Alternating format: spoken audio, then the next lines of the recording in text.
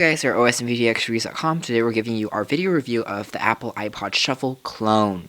Clone, of course, meaning this is not manufactured by Apple, but it's by a third-party Chinese vendor, which can make these extremely cheap and try to fool consumers into thinking it's the real thing.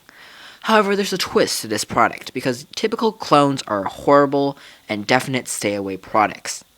They try to fool consumers alike, like I said, with its cheap prices, but they function terribly.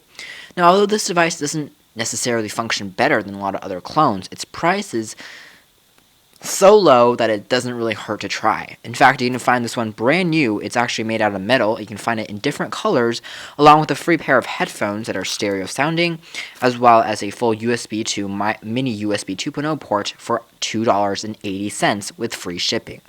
At that price, again with a full rechargeable lithium-ion battery and all the things you would typically see in a normal MP3 player, again, it doesn't really hurt to try.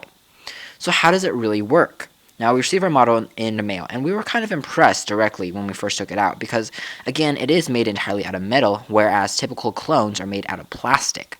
This makes the thing feel a lot heavier and also makes it feel cool to the touch, and yeah, it definitely feels a lot better than typical devices of this caliber.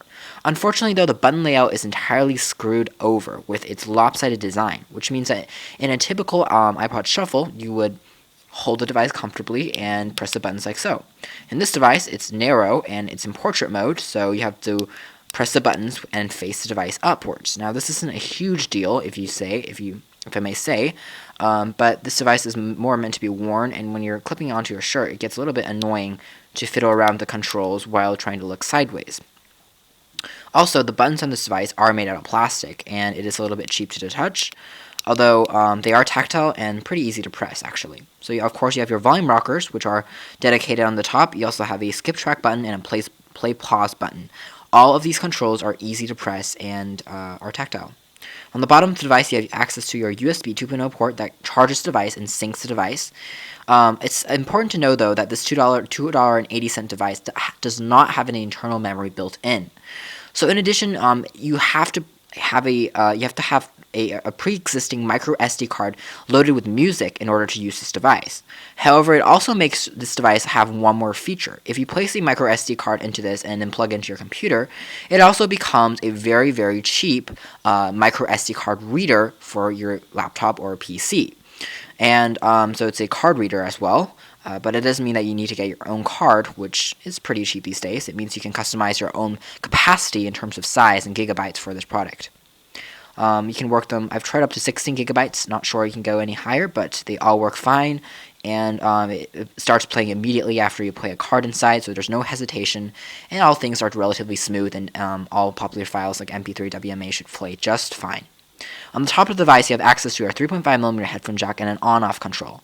Also, there's an invisible LED light. When we turn the device on, it flashes red. When we start playing a song, the light will start flashing and strobing red, and when we plug it into a computer, it's also plugged red. Turning the device off deactivates the light sensor so that you know that the device is turned off. It's quite easy to see under darker conditions, but it does reveal that the product is not an authentic Apple product. Also, the 3.5mm headphone jack, although it's compatible with all types of headphones, is protruding from the device slightly. This makes the headphones a little bit of a tighter fit, and sometimes they wouldn't go in properly, and we had a little bit of static in playing sound and music, so you're not getting the highest music sound quality on this device either. Now, the clip is fairly traditional. It's made out of metal. It's one piece, and this is probably the best part of this MP3 player. It works as advertised. You can clip it to a belt, to a shirt, and go jogging with it, and it was very snug, also very clampy, and very strong, and made entirely out of metal, which means it feels good whenever you're wearing it. So all of these things are pretty decent, I suppose. All the controls actually work as advertised. It's just that the sound quality and the music quality isn't very high. You get a lot of static, and out of the box, the pair of headphones are kind of trashed.